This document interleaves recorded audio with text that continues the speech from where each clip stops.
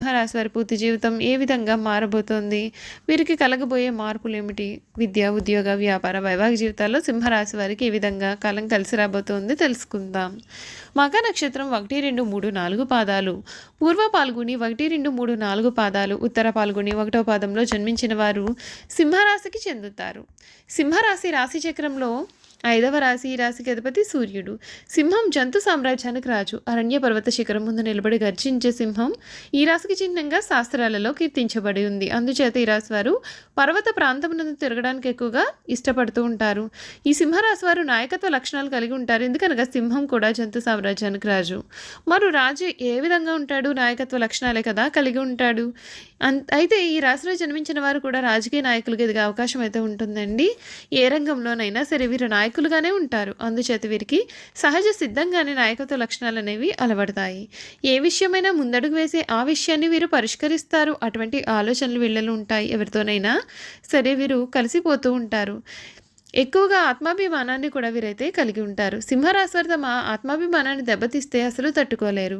ఏ విషయంలోనైనా సరే వీళ్ళు స్వయం నిర్ణయాధికారాన్ని వాళ్ళు కోరుకుంటూ ఉంటారు. సమాజంలో తమకంటూ ఒక గుర్తింపు రావాలని వీరు ఆశిస్తూ ఉంటారు. వీరికి ఏ పని అప్పగించిన చాకచక్యంతో తెలివితేటలతో ఆ పనిని దిగ్విజయంగా చేసుకుంటారు. వీరికి ఎక్కువగా లౌక్యం అనేది ఉంటుంది. సందర్భాల్లో ఎవరితో కూడా ఏ విధంగా మాట్లాడాలో వీరికి బాగా తెలుసు. చూసారు కదా, సింహరాశి వారి గురించి మనమైతే తెలుసుకున్నాం కదా. ఇక వీరి గుణగణాలు, వీరు చేయాల్సిన పరిహారాలు ఏమిటో తెలుసుకుందాం.